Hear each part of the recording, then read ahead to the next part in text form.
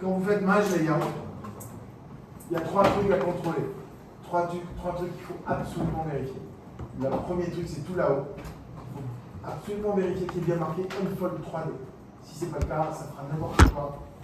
Et à chaque fois, j'ai beau le dire, j'ai des étudiants qui reviennent au bout d'une semaine, ils me disent chez moi, ça n'a pas marché, ça a fait des conneries, machin.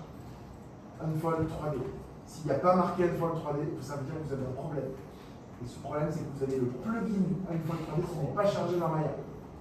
S'il n'y a pas marqué Unfold 3D ici, vous devez aller dans le menu, tu sais, Windows, Settings Préférences, Plugin Manager, et charger le plugin qui s'appelle Unfold 3D. Ok, c'est facile à faire, il faut juste y penser. Il faut que Unfold 3D soit chargé. D'accord, donc checkez bien que Unfold 3D soit là. La deuxième chose très importante à vérifier, normalement c'est toujours le cas, mais vérifiez bien quand même, qu'il est bien au milieu de la fenêtre marqué préserve 3D ratio. Hyper important ça aussi. Et la dernière chose qu'on doit contrôler, c'est les fameuses marges, le padding, voilà, le padding code. Les marges ici. Alors les marges, on essaie de s'accorder entre profs parce qu'on n'est jamais d'accord. Ici, on va dire 4-4. Je mets 4, je mets 4. Ouais, parce que les 4-4, c'est facile à retenir. Les 4-4, ça passe partout. Mais il faut que je vous explique ce que c'est. Je mets une marge à 4-4 ici, tac. 4 et 4 ici. Ne laissez jamais 0 à ce moment-là. Jamais. M4. Ok, je fais layout, il ne s'est rien passé, puisque évidemment Maya il est teubé, donc il faut d'abord que je resélectionne les pièces concernées. Et je refais Maj Layout, je vérifie que j'ai bien 4 et j'y vais. Cette fois-ci, si vous zoomez, vous vous rendez compte qu'effectivement, j'ai un espace, une sécurité entre les deux UV. J'ai également une sécurité vers le bord, ça ne touche pas le bord. Et très exactement, c'est dans l'hypothèse où ma texture fait 1024 par 1024 pixels. D'accord, je recommence. C'est dans l'hypothèse où ma texture fera 1024 par 1024. Dans ce cas, les UV seront espacés de 4 pixels. Ok? Alors, vous êtes dans la ligne. Donc, ah non, vous êtes en game. Ouais, vous êtes en game. Donc, ça vous concerne. Et d'ailleurs, ça va expliquer plein de trucs, cette histoire. Merde, je ferme la fenêtre. Ça, pardon.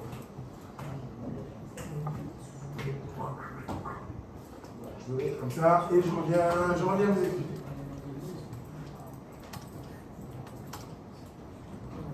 J'ai fait un padding à 4-4. Ça veut dire que si je fais une texture de 1024 par 1024, j'aurai un espacement de sécurité de 4 pixels entre mes différentes chaînes UV. Alors, c'est quoi des chaînes UV? C'est les différentes pièces UV. Alors, avant d'appeler ça des UV Island, il y a une dizaine d'années, on appelait ça des UV Island. C'est-à-dire qu'on considérait que la planche UV c'était un océan et que sur cet océan flottaient des îles, et donc on appelait ça des UV Island. Aujourd'hui, allez savoir pourquoi, ça s'appelle des shells, des coquillages. Donc maintenant, depuis 10 ans, ça a changé.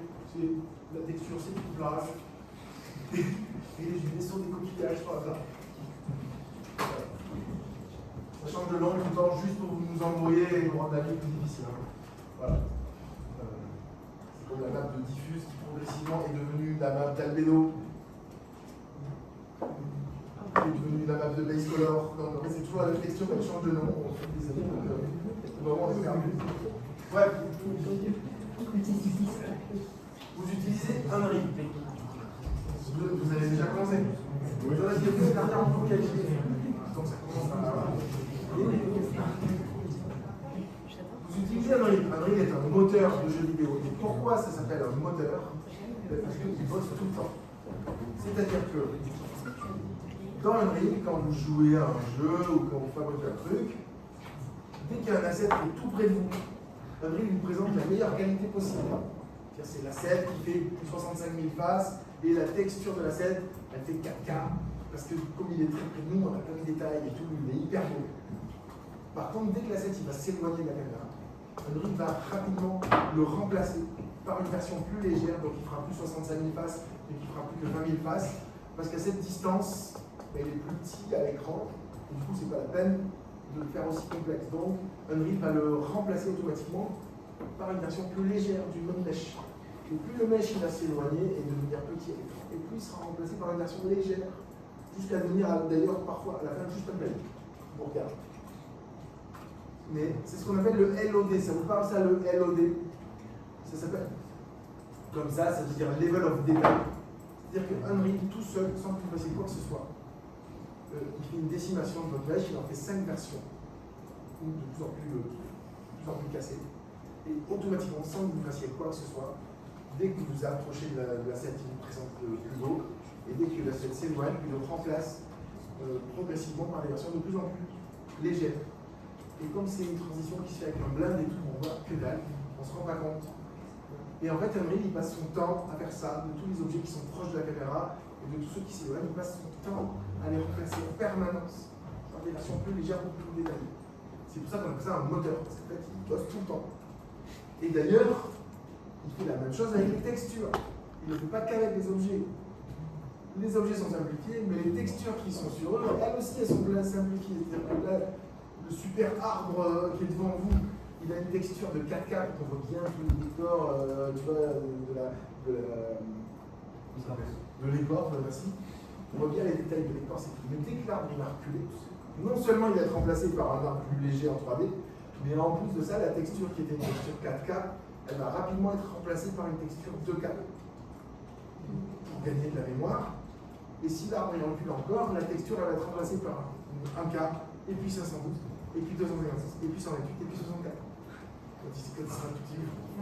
Ok. Et par contre, pendant ce temps-là, lui il sera gagné, mais il y a d'autres objets qui se sont rapprochés, et Unreal aura fait l'inverse, il aura agrandi les textures de là, et voilà.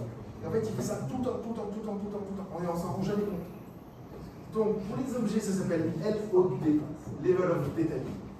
Et pour les textures, ça s'appelle le MIP Mapping. C'est-à-dire que vous donnez une texture à manger à Unreal, mais dès que vous la donnez à manger, lui, il génère automatiquement des versions réduites, et il en fait 6 en général. Si vous dites rien, il en fait 6. Oui. MIP Mapping. MIP Mapping. Et donc, c'est du switch permanent.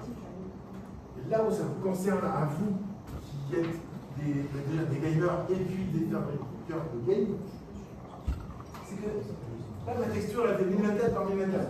Et j'ai prévu un espacement entre les chaînes de 4 pixels. Et maintenant que je sais que Unreal fait du MIP mapping, comme un objet, il va reculer. Unreal, il va remplacer cette texture 1024 par 1024 par une texture 512-512. Et l'écart entre les UV, ce sera plus 4, mais 2. Et quand l'objet va encore reculer, il va remplacer la 512 par la 256. Et là, l'écart entre les chaînes ne sera plus que 1. Et si malheureusement pour moi, Unreal décide de faire une 128, ça y est, les UV se touchent. On partage la même ligne de pixels dans la texture. Et là, ça commence à déconner. Et même s'il fait une 128, les UV se chevauchent carrément et se volent des textures entre eux. Et arrive ce que vous voyez arriver tout vite. On l'a tous vu dans des jeux vidéo. Un objet qui s'éloigne, il se met à fliquer, surtout sur ses bordures. Ça se met à clignoter en noir. On le voit sur les objets qui sont en fond de jeu. Et ça, c'est clairement une mauvaise appréciation de l'espace qu'on a à la fabrication. Et donc, le mec s'est fait avoir, il n'a pas pris d'espace assez grand, quand la texture a été réduite par la rapide. Les gens finissent par se chevaucher. Et on voit apparaître des trucs qui scintillent au fond de l'écran sur les petits objets, on l'a tous vu, hein. Même dans Diablo d'ailleurs. Même dans Warcraft. Donc voilà, vous ça vous concerne, parce qu'à chaque fois il faut bien réfléchir à ça. Ok. Pour les amis, les pauvres, on les épargne, on a dit, vous faites 4-4 dans une idée, parce que dans ma vie, il n'y a pas ça par contre. Mais en fait, c'est toi qui l'as décidé. Par exemple, toi tu m'as dit, mon arbre, je ne veux que 4 descentes, donc 4 4 2 4 1 quart des 512, ça soit estimé où tu en seras à ce moment-là. Ouais, voilà, tu peux décider après, ou vous gardez ça en tête. En tout cas, moi ce qui m'intéressait, c'est que là aujourd'hui, vous ayez en tête les mécaniques utilisées par le moteur, le LOD d'un côté et le moteur de l'autre, pour faire ces économies. Donc là on est parfait. Cette boîte, on pourrait parfaitement la texturer. On pourrait l'envoyer dans le connecteur et la peindre. Et si on fait ça comme ça, donc si je remets le même matériau que tout à l'heure à mon objet, donc je fais un clic droit, assign existing material, puisqu'on l'a déjà fait tout à l'heure, existing material, mon petit envers 2, là, bam. Voilà, je retrouve mon matériau de tout à l'heure. Et là, je peux m'amuser donc à attraper un chien UV et aller le positionner où je veux pour couvrir le couvercle de ma boîte. Ok, cool. Si je veux la tasse à café, ben, je réduis. Et voilà, et j'ai une magnifique tasse à café. Oh, sur mon couvercle. Ok? Yes. Abi. Alors voilà, et c'est là que maintenant, on commence à se poser les bonnes questions. C'est là qu'on commence à se poser les bonnes questions. Qui sont, ah ouais, mais en fait, finalement, ça m'arrange pas trop que une quatre faces, elle soit accrochée. Parce que ce que j'aimerais, c'est pouvoir les attraper individuellement et aller vraiment texturer chaque face de ma boîte comme je veux.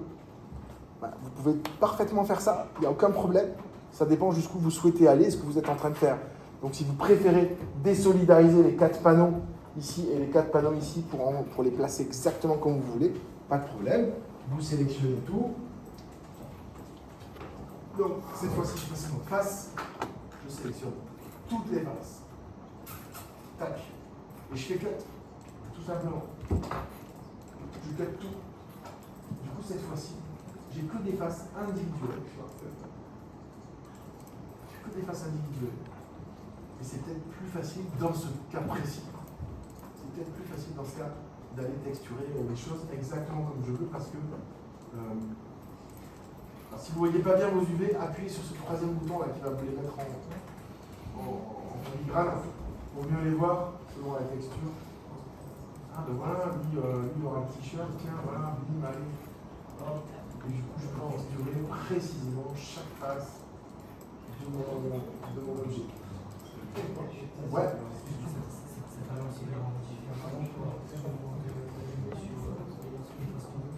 De quoi, pardon, j'ai pas compris.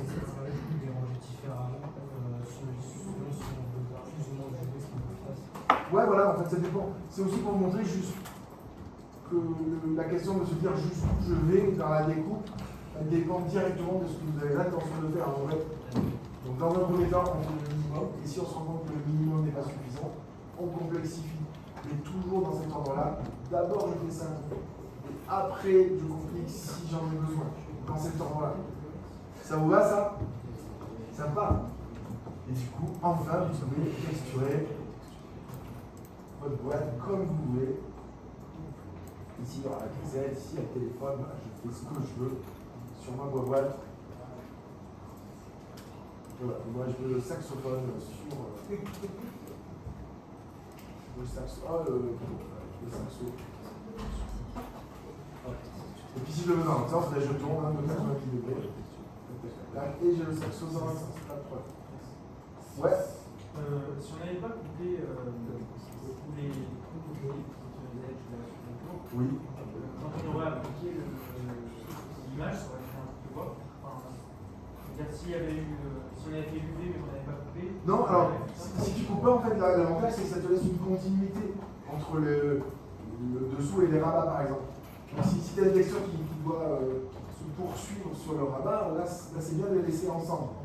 Après, si tu veux les texturer tous individuellement sans tenir compte de. Voilà, dans ce cas-là, ça dépend vraiment de ce que tu cherches à faire. Voilà. Donc, il n'y a pas de règle. C'est comme ça t'arrange. La seule règle vraiment que j'ai envie de vous garder en tête, c'est d'abord je fais ça. Et après, je complique si besoin. Mais je ne me lance pas d'emblée dans un truc compliqué, c'est ça, ouais.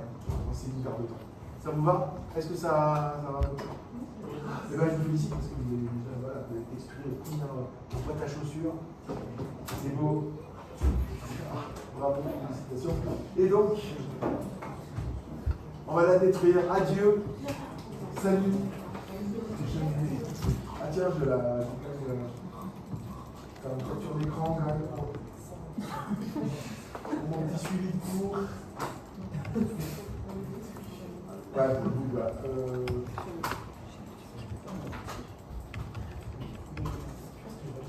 C'est mardi premier, hein, c'est ça? Hein? Allô? Pourquoi allô? Ah. Allez, adieu la boîte. On t'aime.